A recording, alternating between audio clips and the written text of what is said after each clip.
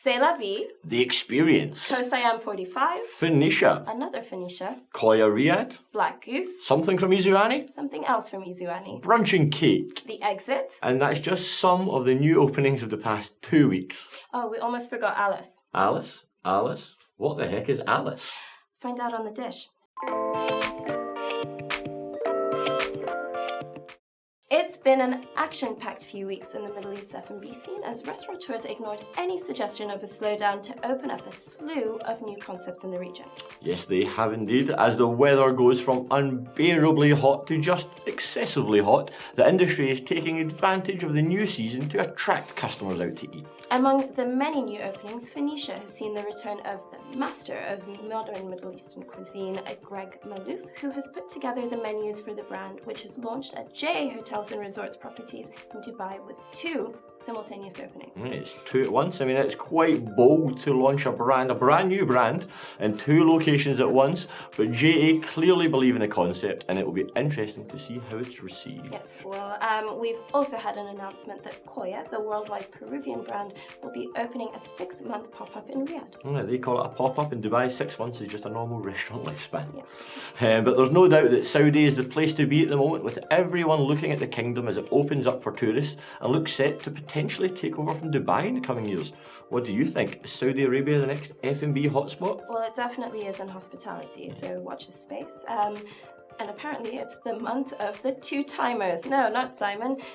Both Izu Ani and Reef Offman have opened up 2 concepts. Yes, Annie has launched Fika at the Jumeirah Beach Hotel as well as Aya at City Walk. Everything Annie touches at the moment turns to gold, with Fika aiming at the trend for healthy, wholesome eating and Aya on the money. With the current flood of Japanese outlets hitting the city, we could be looking at another 2 winners. Yes, I can't wait for Dubai to just eventually become 3,000 Izu Ani outlets. But Reef Offman might have something to say about that. The Singaporean chef is reintroducing his The Experience restaurant as a 4-seat dining concept inside his Reef Kushiyaki outlet. Did you ever experience The Experience? No, The Experience was an experience which I never got to experience. Oh, I experienced The Experience. Must have been quite an experience. It was. We've said The Experience too much now. Yes, we have. Offman has also helped launch Alice, which replaced Novikov at the Sheraton Grand in Dubai. Yes, Alice has a fairy tale theme with the eponymous Alice in Wonderland playing a central role, and it's a restaurant and lounge with dramatic light shows, performance art and live entertainment until the early hours. That's nice. Thank you. Offman is on board as culinary advisor for the menu, which is described as modern European cuisine with a Japanese influence.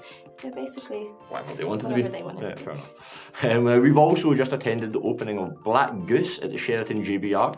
That's a sports bar offering American cuisine and a 360-degree grill in the garden, so you can watch them barbecue your meat live, or barbecue your leeks and sweet corn, or whatever vegans eat at a barbecue.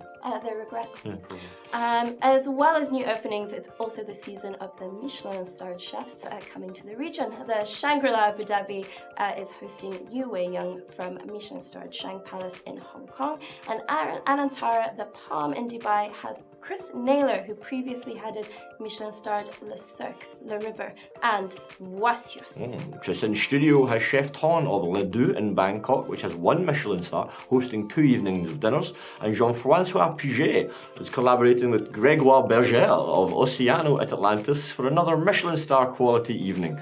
All of which is very interesting because we've spoken with some big players lately who've questioned the need for such a thing. Apologies for the pronunciation.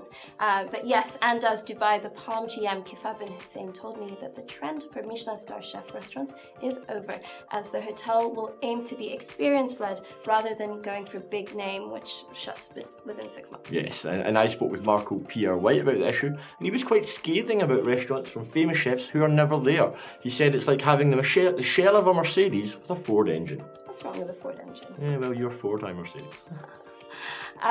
Did you raise the point that he was saying that while sitting in Marco's New York Italian in Abu Dhabi, despite the fact that he'd never cooked there? I did actually raise that with him, and he said they're going mid-market, so it's fine. No one expects Marco Pierre White to be in the kitchen.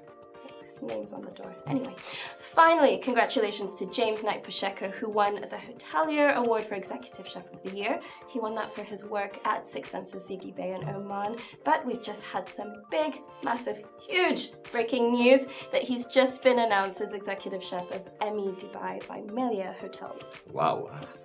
And on that bombshell, we'll see you next week.